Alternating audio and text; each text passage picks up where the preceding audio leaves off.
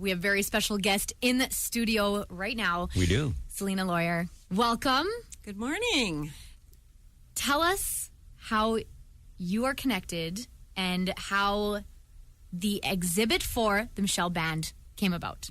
Okay, how I'm connected to the museum or how I'm connected to Michel Band or both? Both. Okay, so I am connected to Michel Band. My dad was Gilbert Anderson. He was born Gilbert Calahoo. And his mother was Celina Calahoo. And her father was Albert Calahoo. And Albert Calahoo was the son of Michel. So Michel Calahoo signed the adhesion to Treaty 6 that brought Michel Band into Treaty 6. So that's how I'm connected to Michel Band. I'm directly descended from the chief, the first chief.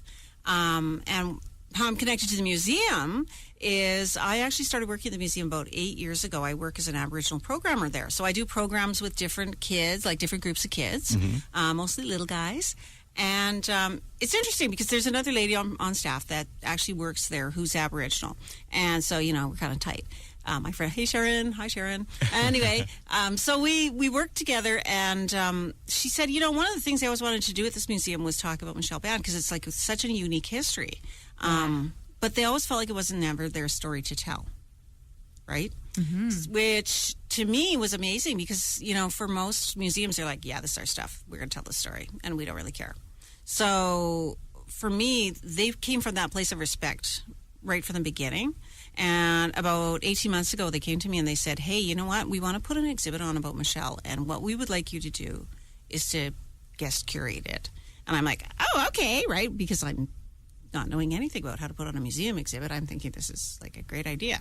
So, yeah, that just, honestly, I feel like I birthed my sixth child through this because it's just been so much work and it's been crazy.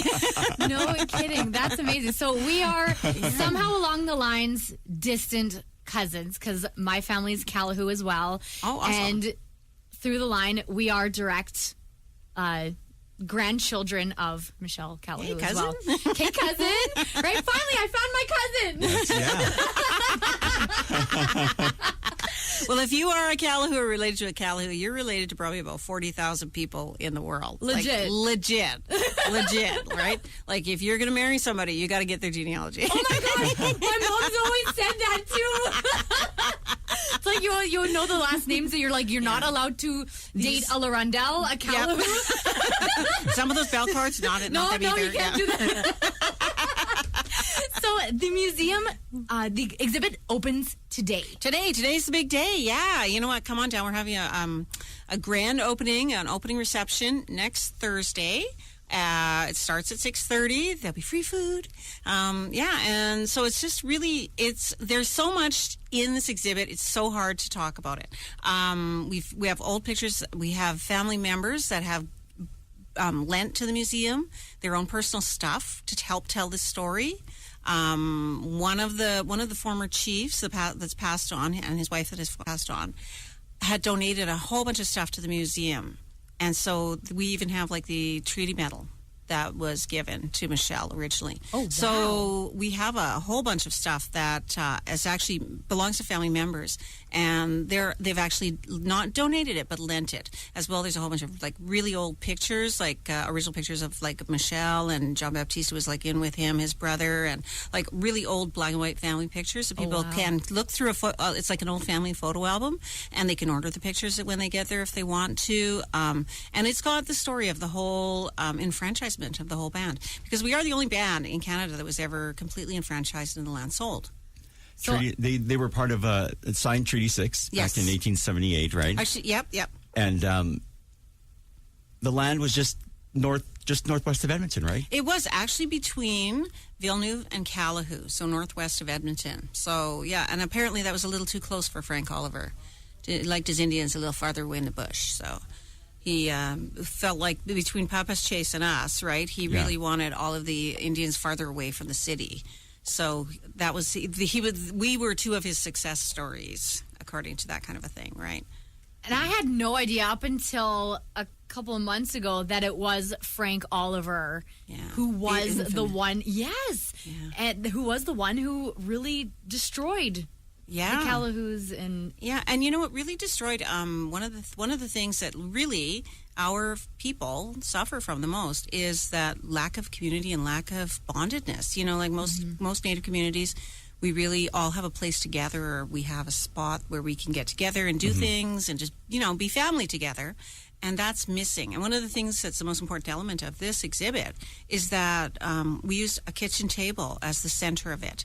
Because for most of us, that's where all our discussions happen. That's where our elders tell us our histories, sit around with a cup of tea and some manic, and, you know, we learn about who we are and, you know, our history and our past, but also where we're going with this. What are we going to do to change this? How are we going to help with that? Will there be an elder present? Yes, there will be. Doris Callihu is coming out to be our elder for the evening. As well, we have a number of elders that have been involved ongoing with the process. One of them is Ernie Callihu, has been with us the whole time. He's one of the remaining Callahus on the land. He is the only Callihu that is still living on the original land that his family owned from the reserve. Yeah, that's amazing. Wow.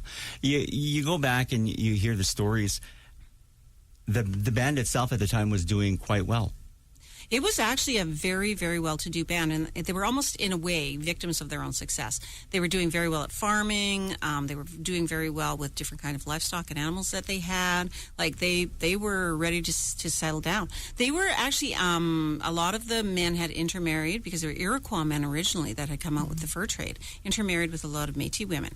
And that, you know, that Métis work ethic kind of thing. And between them and, you know, their surrounding neighbors who they intermarried with, they were very well to do, and that was part of the problem. They couldn't leave the reserve to sell their produce. They couldn't get a permit for this or that. Is that the reason why? One of the reasons why.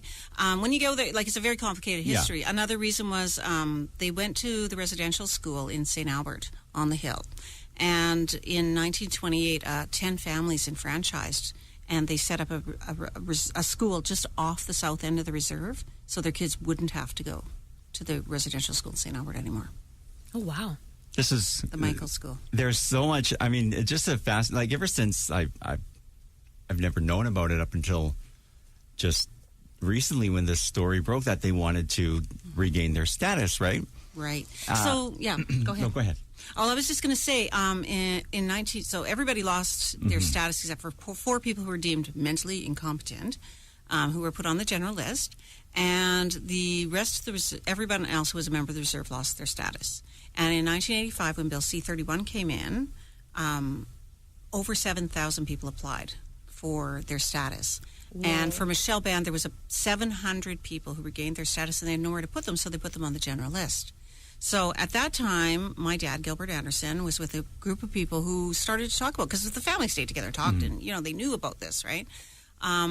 And my dad was actually very active in helping people get their status back when that happened, because my mom had been very involved in Bill C-31. She was part of Indian Rights for Indian Women. So they definitely kept that whole sort of political thing alive. And my dad said, you know, we should get the band back together, right? So so that was basically what they did. They had meetings and they got together and they talked about it. And eventually in 1991, they reformed a chief and council and elected a chief and council. And for 1 year, he was a co-chief. And then the following year, my dad was chief for 6 years. And went to Ottawa and fought and battled. And I read the transcripts. That was was a long afternoon, and it made me so mad and so because you fight so hard, and knowing full well how we cheated out of our land, just completely cheated and stole, and just how hard everyone's working just to try to get back, only to be, it's like, oh, sorry, you signed a contract. All these people signed a contract in the eyes of the government. Then, sorry. Yeah, exactly. Snooze, you lose. You know, and that's interesting you say that, because you know what? I would be diving into this information to, like, when I was writing the text, because I wrote most of the text myself, and then we'd go back and forth, and people at my work would help me with it. But when I would read it, I could only read it for so long, and then I would get upset. And I would, like, have to go to my husband, and I'd say, like, oh, you know, I'm so mad. I'm like, oh, I hate Frank Oliver, you know. Oh, I can't believe this guy, right? You know, like, I would get so upset, and I would have to stop it for a little while and step back and, you know, and then go back into it again. It was very emotional, just to work through all of that again, you know. And still today trying to work towards getting our status back. You know what? What's right is right. Absolutely. You know, and I think the hardest thing is that some people have status and some don't. and we know that we're a much bigger group than what the feds are trying to recognize.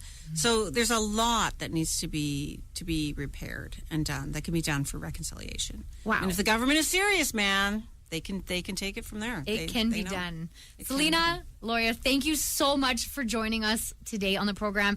The Michel Band starts today at the St. Albert Museum. Go check it out. It runs until January 7th. This is an amazing piece of Alberta history that everyone should check out. And then also the 28th is when they're going to have the official reception, unveiling. You bet. All the dignitaries, people from... I'm hoping the place will be filled. I'm hoping we're going to spill out into the atrium. I'm planning on it, man. I know there's lots of you out there. She just gave everyone the stank eye. So. This is your cookum speaking. Well, we thank you. Auntie. We thank you for coming in this morning. Okay, thanks for having me.